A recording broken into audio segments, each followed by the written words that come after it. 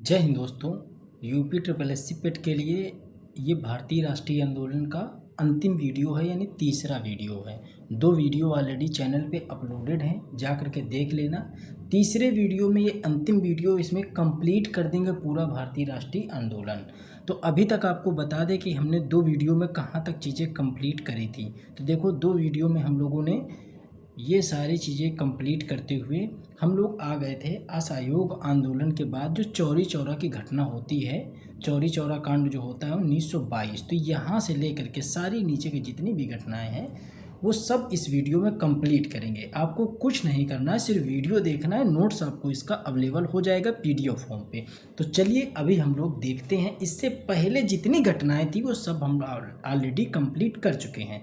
तो जिन लोगों ने 2 वीडियो नहीं देखे हैं तो उनको भी जा करके पहले देखिएगा, तब ये तीसरा वीडियो आप आकर के देखिएगा तो चीज़ें समझ में आएंगी। क्योंकि हमने ये कहानी के तौर पर आप लोगों को समझाने का प्रयास किया है, सनवाइज कहानी के तौर पर। तो चलिए, यहाँ तक चीज़ें हमारे समझ में आई हैं। अच्छा, जितने लोग चैनल पर नए हैं वो लोग सब्सक्राइब करके चैनल को जरूर रखिएगा और बेल आइकन को प्रेस करके रखिएगा। जब भी हम वीडियो बनाएंगे उनका नोटिफिकेशन आपको समय पे मिल जाएगा। देखिए, हमने चौरी चौरा के ऊपर की जितनी भी कहानी थी वो सब कंप्लीट कर दी थी। अब बात आती है चौरी चौरा कांड 1922। ये 4 फरवरी 1922 को घटना घटित होती है उत्तर प्रदेश के गोरखपुर जिले के चौरी चौरा कस्बे में। कारण क्या होता है, हमने आपको असहयोग आंदोलन पढ़ाया था। तो असहयोग आंदोलन के दौरान गुस्साए किसानों और पुलिस के बीच में हिंसक झड़प हो जाती है। पुलिस कौन? तो ब्रिटिश पुलिस। किसान कौन? तो भारतीय किसान। तो भारतीय किसान और ब्रिटिश पुलिस के बीच झड़प होती है, जिसमें क्या करते हैं, पुलिस द्वारा जवाब में गोली चलाई जाती है। तो क्या होता है, इसका परिणाम ये निकलता है कि भारतीय प्रदर्शनकारी ने पुलिस थाने में आग लगा दी और टोटल उसमें 22 पुलिसकर्मी थे। तो उनको बंद करके क्या कर दिया, आग लगा दी। तो वो सारे पुलिसकर्मी वहाँ पे मारे गए। तो इस हिंसा से आहत होकर महात्मा गांधी जी ने असहयोग आंदोलन को वापस ले लिया था। ये बात हमने जब आपको असहयोग आंदोलन पढ़ाए थे तो नीचे वाली लाइन आपको वहाँ पे डिकोड कराई थी, ये समझ में आपके आई होगी। अब देखो, जब असहयोग आंदोलन को समाप्त करने के फैसलों की आलोचना बहुत भारतीय नेताओं ने की थी। जैसे सुभाष चंद्र बोस ने इस फैसलों को कहा था राष्ट्रीय संकट। तो कई बार एग्जाम में इनका ये स्टेटमेंट आता है कि किस आंदोलन को लेकर के सुभाष चंद्र बोस जी ने कमेंट करा था कि यह एक राष्ट्रीय संकट है। किसको कहा था? तो असहयोग आंदोलन। जब गांधी जी ने ये चौरी चौरा की घटना हो गई, जब किसानों ने 22 पुलिसकर्मियों को क्या कर दिया, बंद करके आग लगा दी चौकी में, तब क्या हुआ, गांधी जी आहत हुए इस हिंसा, क्योंकि वो क्या थे, हिंसा के खिलाफ रहते हैं गांधी जी। तो उनको बहुत परेशानी हुई, तो उन्होंने क्या कहा, असहयोग आंदोलन वापस लिया है। जब असहयोग आंदोलन वापस लिया तो सुभाष चंद्र बोस ने कह दिया कि बहुत बड़ा राष्ट्रीय संकट कहा इसको, असहयोग आंदोलन को। अब क्या हुआ कि कई और भी नेता थे, जैसे चित्तरंजन दास है, लाला लाजपत राय है, मोतीलाल नेहरू, इन लोगों ने भी असहयोग आंदोलन समाप्त होने पे बहुत ज़्यादा आलोचना करी थी गांधी जी की। तो यहाँ पे चौरी चौरा तक हम लोग चीज़ें समझ गए। अब देखो, 1922 के बाद 1923 का समय आता है, जब स्वराज पार्टी का गठन होता है 1923 में। बिल्कुल सीरियल से आप पढ़ रहे हो, 1922 पढ़ा, 1923 आ गए। इसकी स्थापना 1 जनवरी सन 1923 में हुई थी। संस्थापक इसके चित्तरंजन दास और मोतीलाल नेहरू कहे जाते हैं। चित्तरंजन दास इस पार्टी के अध्यक्ष बने थे और महासचिव के तौर पे, जो सचिव के तौर पे थे, वो मोतीलाल नेहरू को बनाया गया था। पार्टी क्यों बनाई गई थी, ये भी तो आपके लिए इम्पोर्टेंट है भाई। स्वराज पार्टी गठन हो गया 1 जनवरी 1923 में। चित्तरंजन दास और मोतीलाल नेहरू इसके अध्यक्ष और महासचिव के तौर पर नियुक्त हो गए। लेकिन ये पार्टी बनाने का क्या रीजन था? तो कुछ नेता थे जो गांधी के विचारों से सहमत नहीं रहते थे या सहमत नहीं रहा करते थे। तो ऐसे में चित्तरंजन दास और मोतीलाल नेहरू, जो गांधी जी के विचारों के साथ सहमत नहीं रहा करते थे, उन्होंने एक नई पार्टी की स्थापना की थी और वो पार्टी थी स्वराज। यानी कि कहने का मतलब है कि स्वराज पार्टी वो पार्टी थी कि उन लोगों की पार्टी थी जो लोग गांधी जी के विचारों से कभी सहमत नहीं थे। ठीक है, तो उन लोगों ने स्वराज पार्टी का गठन किया। ठीक है, अब यहाँ तक आपने समझा। उद्देश्य स्वराज पार्टी का क्या था? तो विधान परिषद में प्रवेश, यानी कि ब्रिटिश सरकार के प्रशासनिक और विधायी कार्यों को अंदर से बाधित करना, स्वशासन की मांग, ये सब इसके मुख्य उद्देश्य थे स्वराज पार्टी के। लेकिन इस पार्टी का भी धीरे से पतन हुआ, पतन लेकिन लेट हुआ। 1923 में ये पार्टी बनी, लेकिन ये पार्टी का पतन बहुत लेट हुआ। चित्तरंजन दास के निधन के बाद, यानी उनका निधन हुआ 1925 में, और चित्तरंजन दास वही हैं जो इस पार्टी के अध्यक्ष बने थे। उनके निधन के बाद पार्टी कमज़ोर हो गई और 1927 में लगभग पूरी तरीके से पार्टी समाप्त हो गई। ये बात आपने देखा। जब यह स्वराज पार्टी बनी थी 1923 के जब चुनाव हुए थे, इस पार्टी में केंद्रीय विधानसभा में शानदार प्रदर्शन करते हुए 104 में से 42 सीटें इन्होंने कई प्रांतों में मुख्य दल के रूप में जीती थी। तो ये आपको याद रखने की ज़रूरत है। कितनी? 104 में से 42 सीटें जीती थी। कई बार एग्जाम में पूछता है आपके, चाहे लोअर पीसीएस हो, आरओ हो, स्टेट पीसीएस हो, यूपी पीसीएस तक में यहाँ से क्वेश्चन निकल के आया है। तो आपको ये बात अच्छे से याद रखनी है। चलिए, स्वराज पार्टी का हमने देखा। अब हम लोग देखने वाले हैं किसका? काकोरी कांड का। किसका? काकोरी कांड। तो ये घटना क्या थी? तो काकोरी कांड के बारे में जब हम लोग देखते हैं, काकोरी कांड क्या कौन सी घटना थी? तो 1925 की घटना है। तारीख है 9 अगस्त 1925। और यह घटना कहाँ घटित होती है? तो काकोरी रेलवे स्टेशन पे यह घटना घटित होती है। ठीक है, काकोरी रेलवे स्टेशन पे यह घटना घटित होती है। Saharanpur Lucknow passenger train 8 down. ठीक है। प्रमुख क्रांतिकारी राम प्रसाद बिस्मिल, अशफाक उल्ला खां, राजेंद्र नाथ लाहौरी, ठाकुर रोशन सिंह और चंद्रशेखर आज़ाद, ये इनके नाम पूछे जाते हैं जो आपके लिए बहुत इंपॉर्टेंट हैं। कौन कौन से थे प्रमुख? तो ये राम प्रसाद बिस्मिल, अशफाक उल्ला खां, राजेंद्र लाहौरी और ठाकुर रोशन सिंह। इसके अलावा चंद्रशेखर आज़ाद थे। तो इन लोगों ने क्या करा था? काकोरी कांड, मतलब काकोरी रेलवे स्टेशन पे जाकर के इस ट्रेन को इन्होंने लूटा था। अब हालांकि इस जो काकोरी रेलवे स्टेशन है, इसका नया नाम काकोरी जंक्शन हो गया है। तो इन लोगों ने इसको लूट लिया था। ठीक है। परिणाम ये हुआ था इसका कि राम प्रसाद बिस्मिल, अशफाक उल्ला खां, राजेंद्र लाहौरी और ठाकुर रोशन सिंह को फांसी दे दी गई थी। क्या दे दी गई थी? फांसी दे दी गई थी। तो ये आपको अच्छे से याद रखना है।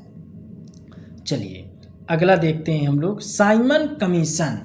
हमने घटना देख ली 25 के बाद हम लोग आ जाते हैं 28। देखो, साइमन कमीशन से बहुत अच्छे क्वेश्चन आते हैं, बहुत अच्छा टॉपिक भी है ये, तो इसको अच्छे से पढ़ना है। तो क्या है, इसका गठन जो हुआ था वो 8 नवंबर 1927 को हुआ। इसके अध्यक्ष कौन थे? तो इसके अध्यक्ष सर जॉन साइमन थे। ये भारत कब आया? तो 3 फरवरी 1928 को भारत आया बम्बई में सबसे पहले।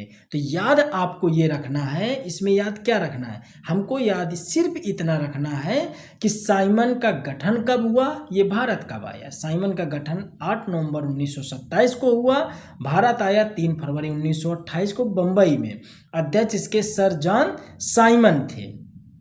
अब देखो, आपको समझने वाली बात ये है कि जो साइमन कमीशन था वो क्या था, फिर हम आपको बताएंगे कि इसका बहिष्कार, नारे ये क्यों हटाए गए। तो देखो, ये साइमन कमीशन पूरा एक कमेटी है, ठीक, जिसमें साइमन कमीशन में ये इतने लोग मेंबर हैं, सदस्य हैं। तो ये क्या था साइमन कमीशन? तो सबसे पहले इसको समझ लो कि साइमन कमीशन 7 ब्रिटिश संसदों का एक समूह था। 7 ब्रिटिश जो सांसद थे उनका एक समूह था।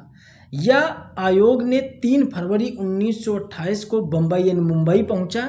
इसका उद्देश्य था कि 1919 का जो मॉन्टेग्यू चेम्सफोर्ड सुधार है उसकी जांच करना और भारत में संवैधानिक सुधारों की स्थिति का अध्ययन करना था।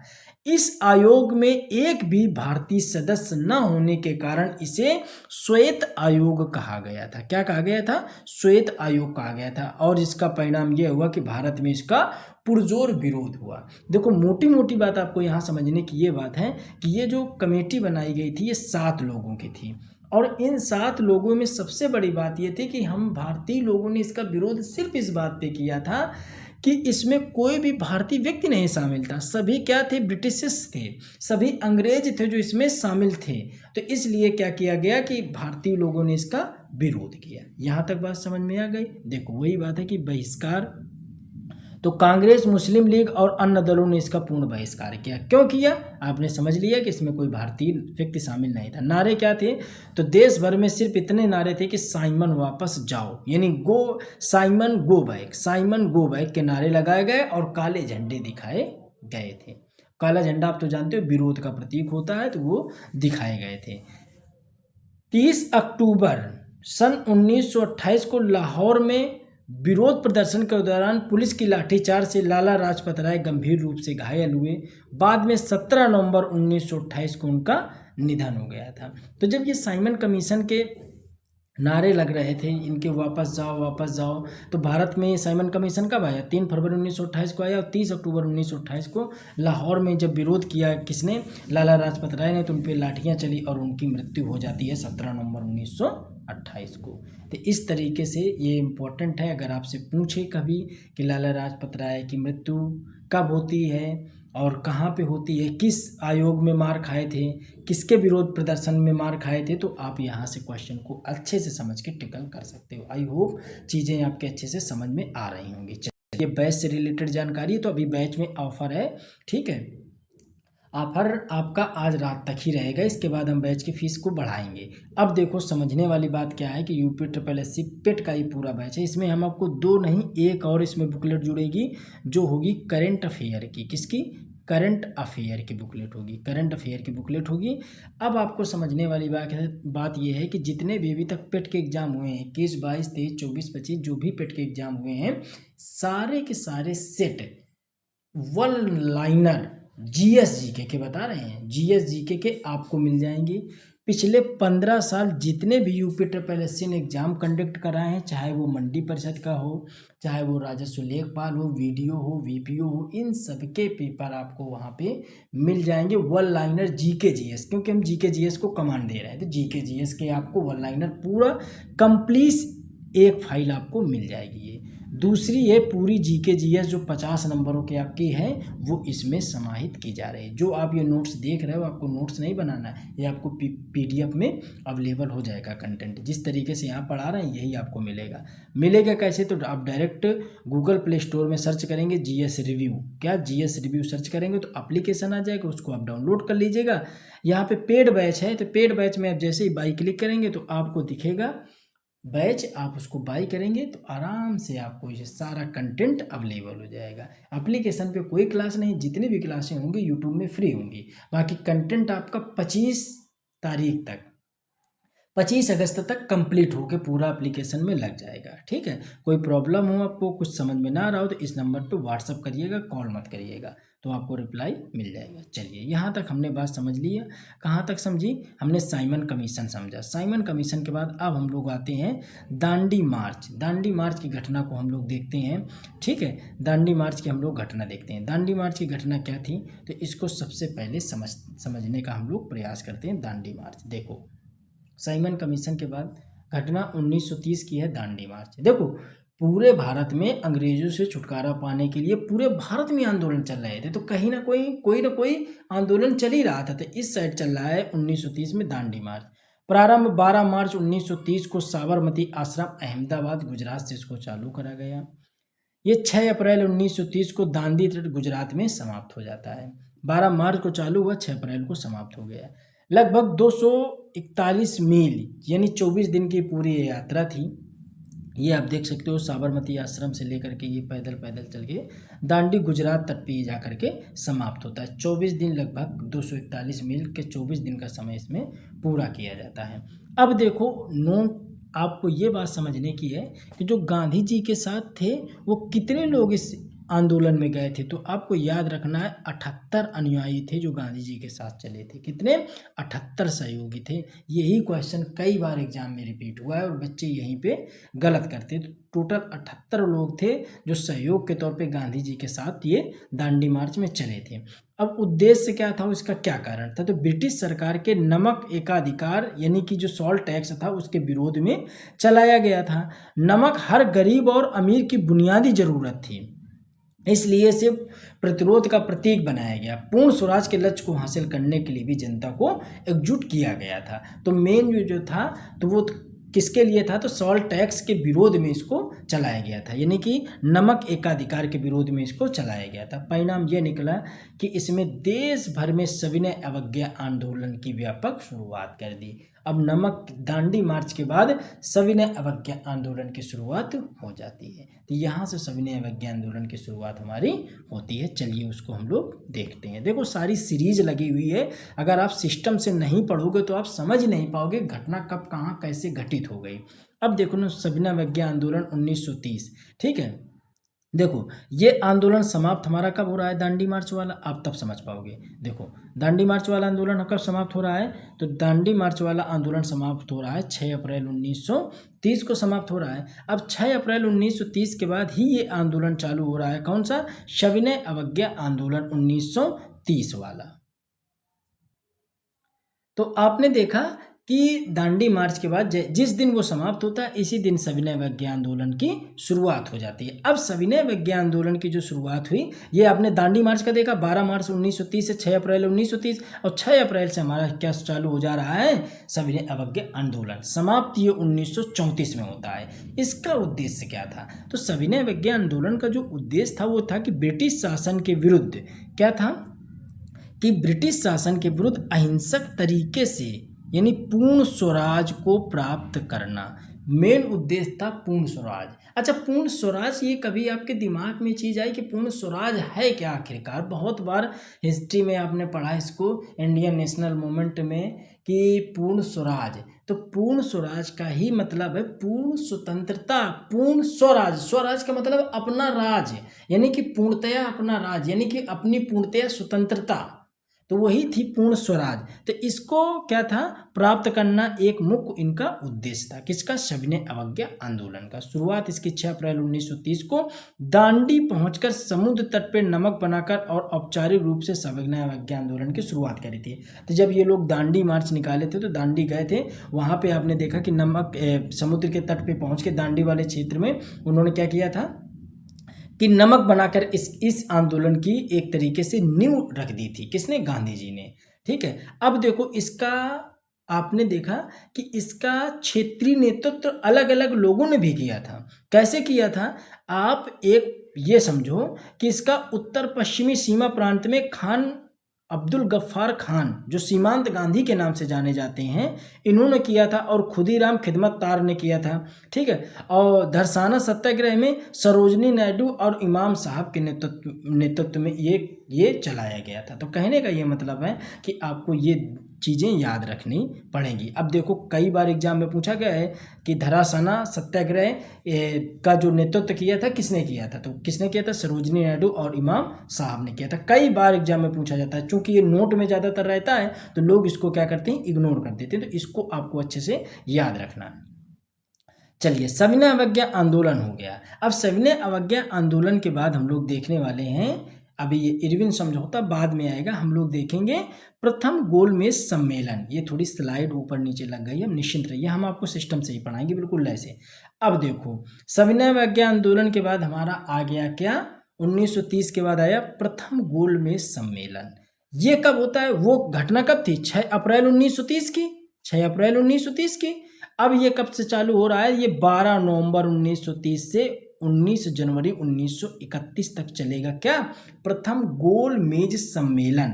अच्छा, गोल मेज सम्मेलन क्यों नाम इसका रखा गया, तो गोल मेज सम्मेलन इसलिए रखा गया कि ये सम्मेलन पूरा गोल मेज के चारों तरफ बैठे लोगों का था। वो एक गोल मेज बड़ी सी डाली गई थी, उसके चारों तरफ लोग बैठते थे, तो इसलिए इसका नाम हो गया गोल मेज सम्मेलन।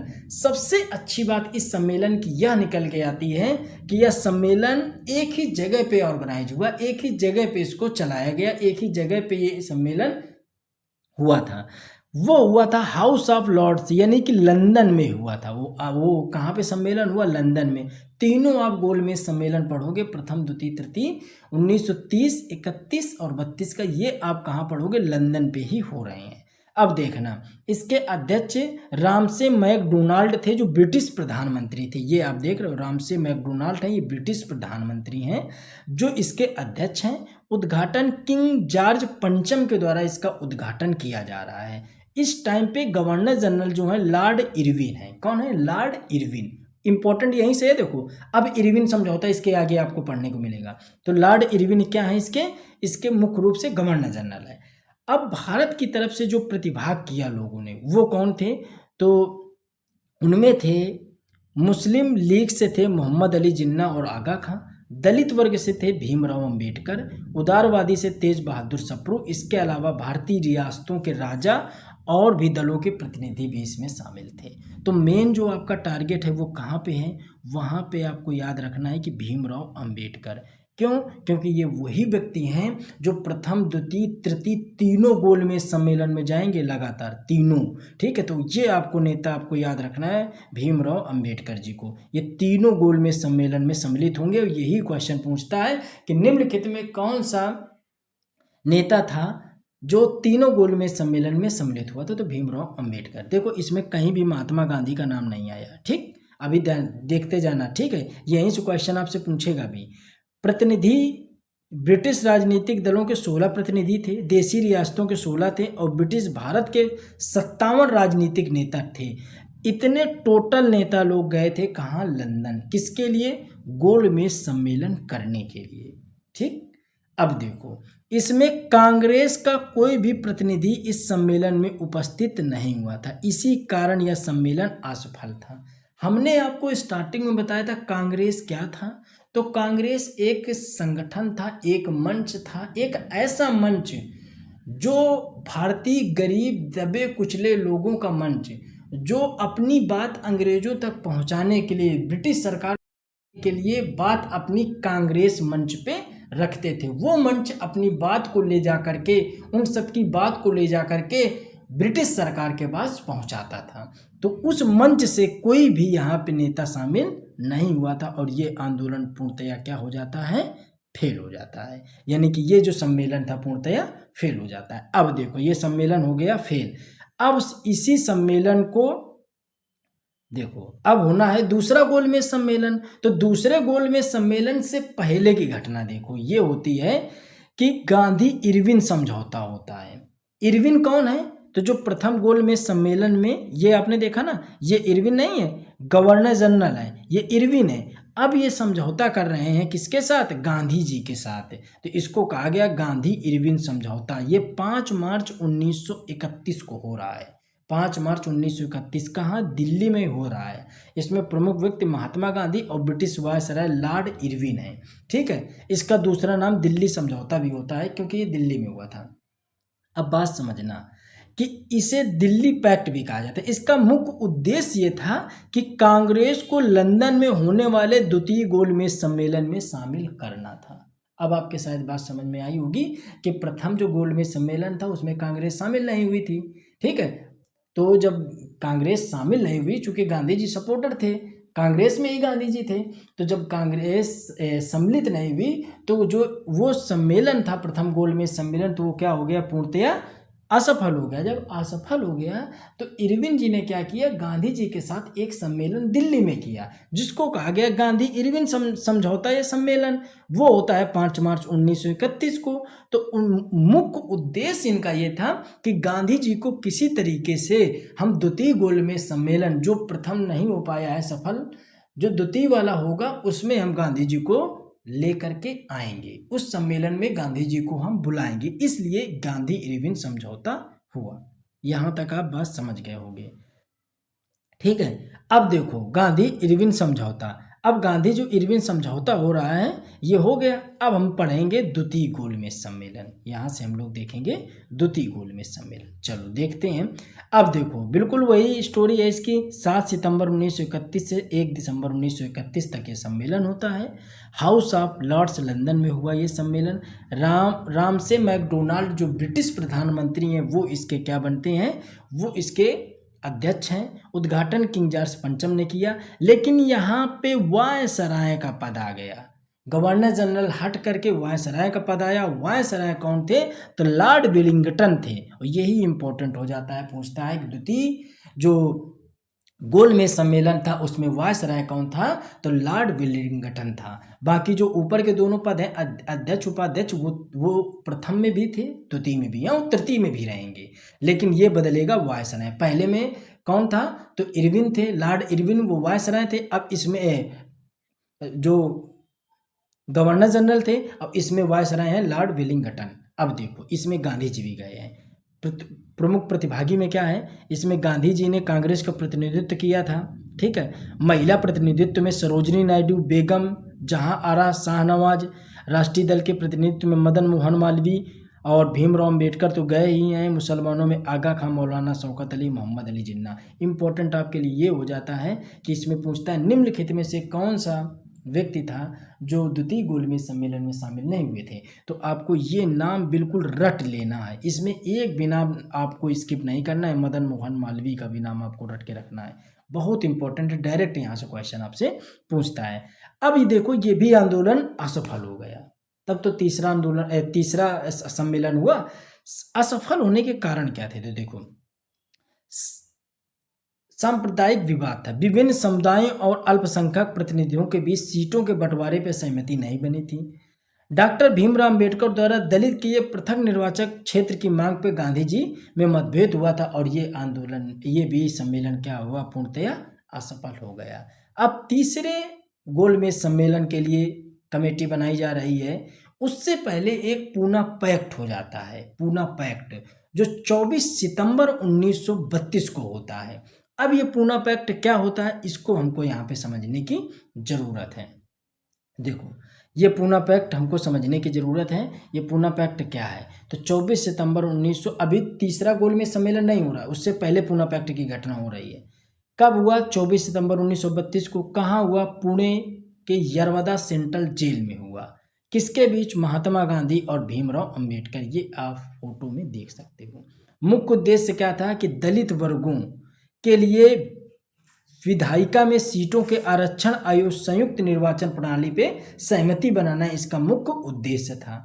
अब यहाँ पे आप लोग एक चीज समझोगे कि गांधी जी ने दलितों के लिए पृथक निर्वाचन मंडल बनाए जाने से बहुत दुखी हुए और 20 सितंबर सन 1932 से वो पूना यरवदा जेल में आमरण अनशन पे बैठ गए। तो कभी अगर आपसे ये पूछें कि गांधी जी आमरण अनशन में क्यों बैठ गए थे, क्योंकि वो क्या हुआ था कि दलितों के लिए जो पृथक निर्वाचन मंडल की मांग कर रहे थे भीमराव अम्बेडकर, तो इससे वो सहमत नहीं हुए थे और वो आमरण अनशन में बैठ गए थे। कहाँ पे बैठते हैं, तो आपने देखा यरवदा जेल में बैठ जाते हैं। अगला देखिए, मदन मोहन मालवीय और डॉक्टर राजेंद्र प्रसाद एवं सी राजगोपालाचारी के प्रयासों से पूना में गांधी जी एवं अंबेडकर के मध्य एक समझौता संपन्न हुआ, वो आपने देखा, ठीक है। समझौते के अनुसार दलितों के लिए पृथक निर्वाचन मंडल समाप्त कर दिया गया, जो था वो उसको क्या कर दिया गया, समाप्त कर दिया गया। प्रांतों में दलितों के लिए सुरक्षित सीटें 71 से बढ़ा करके कितनी 147 कर दी गई। बहुत इसमें आपको क्वेश्चन देखने को मिलेंगे, तो ये क्वेश्चन डायरेक्ट आपसे पूछता है 71 से बढ़ा करके कितनी कर दी गई, 147 सीटें कर दी गई। इस समझौते पे गांधी जी एवं अम्बेडकर के हस्ताक्षर भी हुए थे। तो ये आप देख सकते हो, गांधी जी और भीमराव अम्बेडकर के हस्ताक्षर भी इसमें पूना पैक्ट में हुए थे। तो कहने का मतलब है सीटें भी दलित वर्गों के लिए प्रांतीय क्षेत्र में 71 से बढ़ा करके 147 हो गई थी। अब हमारा ये जब हो गया, तब हुआ तृतीय गोलमेज सम्मेलन। अब चूंकि यहाँ पे मांगें काफ़ी हद तक कंप्लीट हो चुकी थी, भीमराव अम्बेडकर और गांधी जी के बीच में वार्तालाप काफ़ी हो चुकी थी, मांगें भी काफ़ी चीज़ें पक्ष में आ गई थी। तो अब यहाँ पे ये सम्मेलन होता है। अब इस सम्मेलन में क्या होता है, ये भी आपको देखने की जरूरत है। तृतीय गोलमेज सम्मेलन 17 नवंबर से 24 दिसंबर 1932 को हुआ। कहाँ पे हुआ, वही सेम जगह है। अध्यक्ष भी रैमसे मैकडोनाल्ड है, उद्घाटन भी किंग जॉर्ज प्रथम ने किया।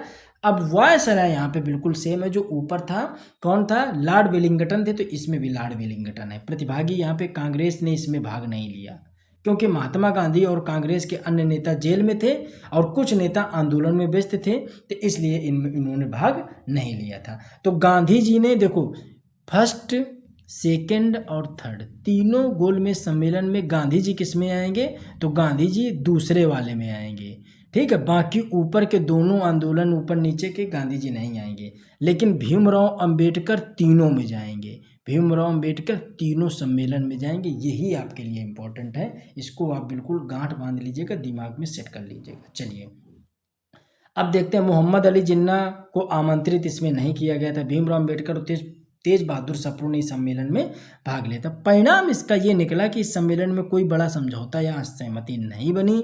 यहाँ कई चीज़ों पे चर्चा की गई, ठीक है। इसके बाद क्या हुआ, इसके बाद इस सम्मेलन के बाद 1935 का भारत सरकार अधिनियम बनाया गया। किसके बाद? इसी आधार पे, ये जो तृतीय गोलमेज सम्मेलन था, इसी बेस पे भारत सरकार अधिनियम 1935 अब बनाया गया।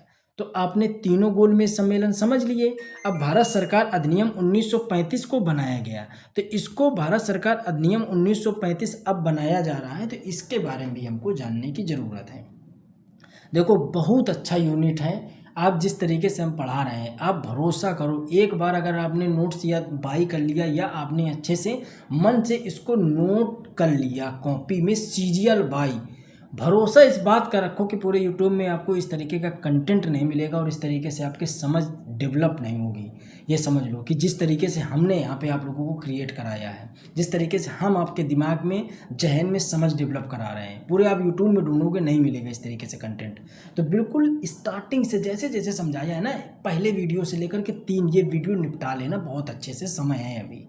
ठीक है, सारी चीज़ें हर एक एग्जाम के लिए आपको काम आ जाएगा। देखना, इसका जो लेवल है आपको ये समझ लीजिए कि लोअर पीसीएस आरओ तक का यहाँ से निकल के आ जाएगा क्वेश्चन। चलिए, अब हम लोग देखते हैं भारत सरकार अधिनियम 1935। आप लोगों ने, हमने देखा था, हमने आपसे कहा था कि आप लोग थोड़ा सा बस सपोर्ट ये करिएगा कि वीडियो को शेयर कर दीजिएगा। आप लोगों ने सेकंड वीडियो में, हमने डैशबोर्ड में देखा कि आप लोगों ने वीडियो ही नहीं शेयर करा है, तो प्लीज़ वीडियो को शेयर करिए। कंटेंट आपको इससे बेस्ट मिलेगा। जितने इंपॉर्टेंट चैप्टर हैं वो सब हम आप लोगों को करवाएंगे। ठीक है, जितने भी इंपॉर्टेंट चीज़ें सारी हम करवाएंगे, इतिहास भूगोल सब हम आप लोगों को करवाएंगे, बस आप थोड़ा सा सपोर्ट करिएगा। चलिए, भारत शासन अधिनियम 1935 देखते हैं। लागू हुआ 1937 में लॉर्ड लिनलिथगो के नेतृत्व वाली संयुक्त चयन समिति की रिपोर्ट के आधार पर इसको लागू करा गया था। परिणाम यह निकला कि आखिर भारतीय संघ यानी ब्रिटिश प्रांतों और देशी रियासतों को मिलाकर के संघ बनाने का प्रस्ताव था। केंद्रों में क्या हुआ? केंद्र में द्वैध शासन। तो केंद्र में क्या किया गया कि द्वैध शासन प्रांतीय स्तर पे हटा करके केंद्र में द्वैध शासन चालू कर दिया गया। बर्मा को अलग, भारत से अलग कर दिया गया। बर्मा यानी म्यांमार को भारत से अलग कर दिया गया। शक्तियों का विभाजन कर दिया गया, यानी कि इसमें केंद्र और प्रांतों में शक्तियों का विभाजन हुआ। तो 3 सूचियां बनाई गई, संघ, प्रांत और समवर्ती सूची बनाई गई। तीनों सूची यहाँ पे डेवलप कर दी गई, संघ सूची, राज्य सूची और समवर्ती सूची। संघीय न्यायालय बनाया गया 1937 में, यानी फेडरल कोर्ट की स्थापना भी कर दी गई। यहाँ तक आपने चीज़ें समझ ली। और आपको अच्छी बात बताते हैं, जो आपका इस समय भारतीय संविधान है, भारतीय संविधान में आप मूल संविधान में 395 आर्टिकल पढ़ते हो, उसमें 250 से प्लस आर्टिकल, 250 प्लस आर्टिकल किससे रिलेटेड हैं? वो भारत सरकार अधिनियम से ही आते हैं। इसी भारत सरकार अधिनियम से ही लिए गए हैं, जो 250 आर्टिकल आपके किताब में, कॉन्स्टिट्यूशन की किताब में दर्ज किए गए हैं। तो समझ लीजिए भारत शासन अधिनियम कितना महत्वपूर्ण है हमारे लिए। चलिए, अब क्या हुआ, ये 35 की घटना कंप्लीट हो गई, तो 1939 में द्वितीय विश्व युद्ध की शुरुआत हो गई। 1 सितंबर 1939 से 2 सितंबर 1945 तक ये विश्व युद्ध चला। बाद में 1940 में मुस्लिम लीग ने एक अलग देश पाकिस्तान की मांग कर दी। 1940 में मुस्लिम लीग ने कहा कि हमें एक अलग राष्ट्र बनाना है पाकिस्तान, ये मांग करी मुस्लिम लीग ने। तो क्वेश्चन पूछता है, इसको भी आपको याद रखना है। चलिए, अब हम लोग देखने वाले 1942 की घटना, इसी को कहते हैं क्रिप्स मिशन। तो क्या था क्रिप्स मिशन, इसको हमको पढ़ने की ज़रूरत है। तो क्रिप्स मिशन के बारे में हम लोग देखते हैं। देखिए, क्रिप्स मिशन क्या था।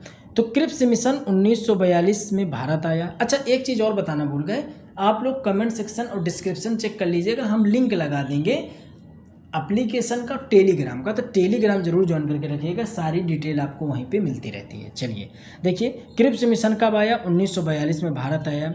स्टैफोर्ड क्रिप्स ब्रिटेन में विंस्टन चर्चिल की गठबंधन सरकार में ये श्रम मंत्री थे। ठीक है, क्रिप्स मिशन 22 मार्च से 11 अप्रैल 1900 तक भारत आया था। ठीक है, कारण क्या था? मार्च 1942 में ब्रिटिश सरकार ने द्वितीय विश्व युद्ध में भारत का सहयोग पाने के लिए जो स्टैफर्ड क्रिप्स के नेतृत्व में क्रिप्स मिशन को भारत में भेजा था। उनका उद्देश्य ये था कि हमने बताया कि विश्व युद्ध 1939 से चालू हो गया था, तो उनका उद्देश्य ये था कि जो क्रिप्स को भेजा गया था, तो स्टैफोर्ड क्रिप्स को भेजा गया था भारत इसलिए कि जो द्वितीय विश्व युद्ध चल रहा है तो उसमें वो क्या करें, भारतीयों से सहयोग मांगे। अब देखो, भारतीयों से सहयोग मांगे तो भारतीयों के भी अपने कुछ प्रस्ताव थे, तो उन्होंने क्या प्रस्ताव दिए, वो ये प्रस्ताव थे।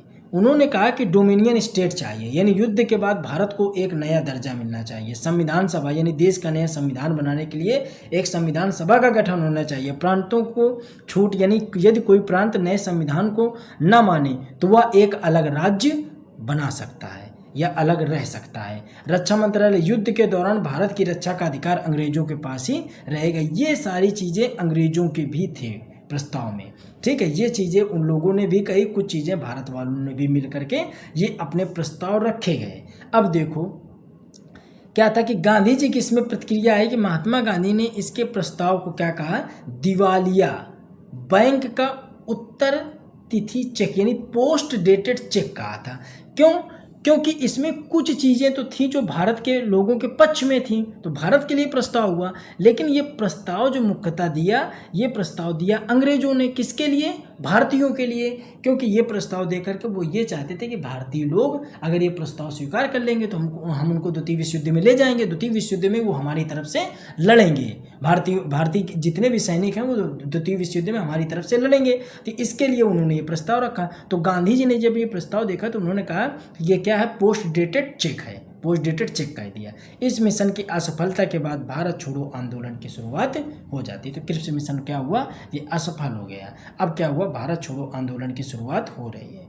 अब देखो भारत छोड़ो आंदोलन, ये आंदोलन कब हुआ, तो 8 अगस्त 1942 को भारत छोड़ो आंदोलन चालू किया गया।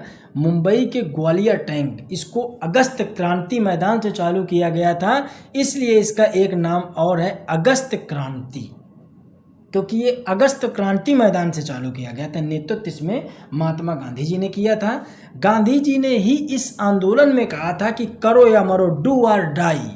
गांधी जी ने कहा था डू और डाई यानी करो या मरो का नारा दिया था इसमें। इस आंदोलन को अगस्त क्रांति के नाम से उन्होंने क्या करा था, संबोधित करा था। तो ये बात आपने यहाँ से अच्छे से समझी। कारण इस आंदोलन का क्या था, भारत छोड़ो आंदोलन का, तो जो क्रिप्स मिशन असफल हुआ था, क्यों, क्योंकि भारतीय लोगों ने जो भी प्रावधान वो लेकर के आए थे भारत के पास, क्रिप्स स्टैफोर्ड क्रिप्स जो लेकर के आए थे प्लान कि हम ये भारतीयों को इतने प्रावधान समझाएंगे और वो द्वितीय विश्व युद्ध के लिए तैयार हो जाएंगे, तो वो जब गांधी जी ने उसको मना कर दिया था तो उसकी एक तो असफलता थी यानी क्रिप्स मिशन की असफलता, दूसरी महंगाई और असंतोष यानी युद्ध के कारण खाने की जो चीज़ें थी वो काफ़ी महंगी हो गई थी और उन चीज़ों में कमी भी देखने को मिली थी। अब परिणाम इसका ये निकला पूरे जो भारत छोड़ो आंदोलन का कि इसके बाद अंग्रेजों द्वारा ऑपरेशन जीरो आवर चलाया गया। बहुत ही खतरनाक था ये ऑपरेशन जीरो आवर। अब ये क्या था, जैसे आपने रॉलेट एक्ट एक घटना पढ़ी थी ना, बिल्कुल उसी तरीके से आप इसको समझिएगा। ऑपरेशन जीरो, जिसके तहत गांधी जी सहित लगभग सारे बड़े नेताओं को गिरफ्तार कर लिया गया। अब देखो, सारे बड़े नेताओं को गिरफ्तार कर लिया गया। गांधी जी को अंग्रेजों द्वारा गिरफ्तार करके आगा खां पैलेस में कैद कर दिया गया था।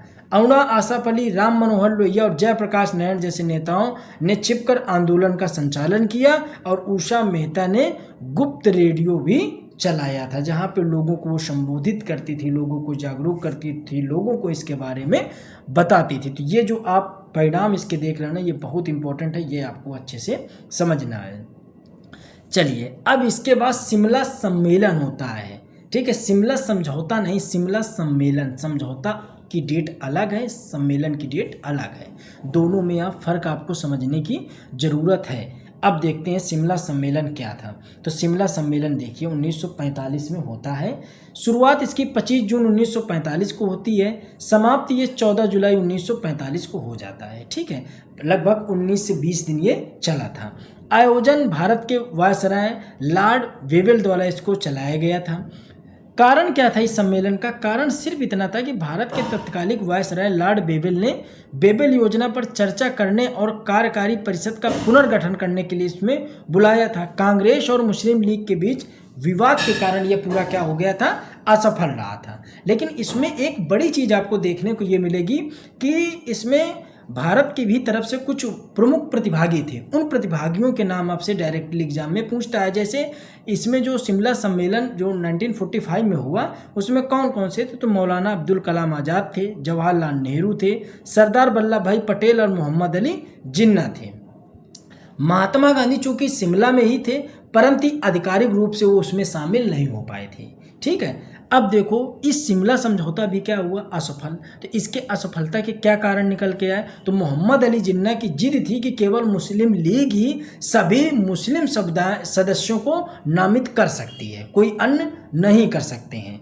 कांग्रेस ने क्या किया, इस बात का विरोध किया क्योंकि वह एक राष्ट्रीय संगठन थी और किसी एक पार्टी के एकाधिकार को नहीं मानना चाहिए उसको। ठीक है, तो इसलिए इसको मना कर दिया गया था। तो आपने शिमला सम्मेलन अच्छे से 1945 का समझ लिया। अब हम लोग आगे देखेंगे कब ये शिमला सम्मेलन कब हुआ, 1945 में। अब हम लोग देखने वाले हैं कैबिनेट मिशन। तो कैबिनेट मिशन 1946 की घटना है। बिल्कुल हम लोग आज़ादी की तरफ 1947 की तरफ बढ़ रहे हैं। बिल्कुल सीक्वेंस से हमने 1922 से इस वीडियो में चालू किया था। 1922 से हम एक एक घटना लेकर के आप लोगों के सामने 1947 तक का आ रहे हैं। जितना एग्जाम ओरिएंटेड है सारी चीज़ें समाहित हैं। अब देखो इसमें क्या होता है, कैबिनेट मिशन आया। कैबिनेट मिशन का क्या था, कैबिनेट मिशन ब्रिटिश प्रधानमंत्री क्लेमेंट इटली द्वारा भारत भेजा गया एक उच्च स्तरीय प्रतिनिधि मंडल था। तो कैबिनेट मिशन भी क्या था, एक तरीके से सदस्यों का मंत्रिमंडल था। किसके द्वारा भेजा गया था, तो क्लेमेंट इटली के द्वारा इसको भेजा गया था भारत। उद्देश्य इसका सिर्फ इतना था कि भारत को शांतिपूर्वक सत्ता सौंपने के उपाय खोजना और एक अंतरिम सरकार बनाना, संविधान का निर्माण के लिए संविधान सभा का गठन करना। यानी कि वो ये चाह रहे थे कि भारत को सत्ता न सौंपी जाए, अभी हम लोग भारत पे राज करें। ठीक है, और सत्ता न सौंपने के अलावा हम कोई ऐसा बीच का विकल्प खोजें जिससे भारतवासी संतुष्ट हो जाए। ये इनकी मेन क्या थी, मंशा थी। लेकिन अब देखो इसके आपसे सदस्य पूछ सकता है कि जो कैबिनेट मिशन था आपने उद्देश्य समझ लिया, ये भी पूछ सकता है कि इसके सदस्य कौन कौन थे। तो लॉर्ड पैथिक लॉरेंस जो भारत के राज्य सचिव थे वो इसके अध्यक्ष बने थे। सर स्टेफर्ड क्रिप्स ये व्यापार बोर्ड के अध्यक्ष थे। एबी अलेक्जेंडर ये प्रथम लॉर्ड ऑफ द ये नौसेना मंत्री थे। तो ये नौसेना मंत्री थे। तो 3 लोग इस कमेटी में सम्मिलित थे। अब देखो इसमें प्रस्ताव क्या थे, तो प्रस्ताव ये निकल के आए थे। प्रस्ताव थे कि संविधान सभा यानी कि कुल 389 सदस्यों की एक संविधान सभा का प्रावधान किया गया जिसमें ब्रिटिश प्रांतों और देशी रियासतों के भी प्रतिनिधि शामिल होने थे। संघीय सरकार यानी भारत एक संघीय बनाने की बात कही गई थी और विदेश रक्षा और संचार केंद्र के पास रहने थे, बाकी अधिकार प्रांतों को मिलने थे। पाकिस्तान की मांग को अस्वीकार कर लिया गया था इसमें। ठीक है, जो मुस्लिम लीग ने मांग करी थी तो उसको क्या कर दिया गया था, पूर्णतया खारिज कर दिया गया था। तो आपने 1946 तक की घटना देख ली। अब वो दिन था जिसको हर एक भारतवासी को इंतजार था, आज़ादी का वर्ष 1947। अब क्या हुआ, इसको बहुत अच्छे से क्या हुआ, 22 मार्च 1947 को ब्रिटिश भारत का 34वां अंतिम governor general Lord Mountbatten Bharat आया और लगभग वो 2 महीने यहाँ पे रह करके लोगों से वार्ता की, बातचीत किया और फिर वो इस निष्कर्ष पे पहुंचा कि भारत का विभाजन कर देना चाहिए, भारत का विभाजन अनिवार्य है। तो आप कभी देखते हो इसको लॉर्ड माउंटबेटन योजना भी आपने पढ़ी होगी। ठीक है, तो वो इसी से लिंकेड है। तो आपने देखा कि उसने ये तय कर लिया कि भारत का विभाजन अनिवार्य करना। तो परिणाम उसके ये निकले कि जब उसने ये बात कही तो इसके परिणाम ये निकले कि देशी रियासतें जो थी तो रियासतों को छूट दी गई कि वे अपने भौगोलिक स्थिति और इच्छा के अनुसार भारत या पाकिस्तान जिनमें उनको ठीक लगे उसमें जाकर के वो स्वतंत्रता रूप से शामिल हो सकती हैं। ये बात कही किसने, लॉर्ड माउंटबेटन ने। फिर दूसरी बात उन्होंने कही कि जनमत संग्रह के लिए यानी कि उत्तर पश्चिमी जो सीमांत प्रांत हैं और असम के जो सिलहट के ज़िले हैं उनमें तय करने के लिए जनमत संग्रह कराया गया कि वो किस देश के साथ जुड़ना चाहते हैं, भारत के साथ जुड़ना चाहते हैं कि पाकिस्तान के साथ जुड़ना चाहते हैं। इसके बाद सीमा आयोग यानी भारत और पाकिस्तान के बीच में जो रेड क्लिप रेखा है उसकी भी अध्यक्षता करी और सीमा आयोग का गठन किया। ये सारी चीज़ें होने के बाद आप देख रहे हो ये नया भारत हमारा, ये सब कुछ होने के बाद 15 अगस्त सन 1947 को ब्रिटिश राज का अंत हुआ और 2 नए देश दुनिया के मानचित्र पे नजर आए, जिससे 15 अगस्त को भारत का स्वतंत्रता दिवस और 14 अगस्त मिडनाइट पे पाकिस्तान का स्वतंत्रता दिवस मनाया जाता है। तो आपने देखा कि दोनों देश यहाँ पे पूर्णतया विभाजित हो गए। ये वही दृश्य आपको देख रहे होंगे जो विभाजन के समय का दृश्य 1947 में, जो पाकिस्तान पे रहना चाहते थे, जो मुस्लिम समुदाय के लोग थे, मुस्लिम लीग के लोग थे, वो भर भर के ट्रेनों से पाकिस्तान की ओर रवाना हो गए थे।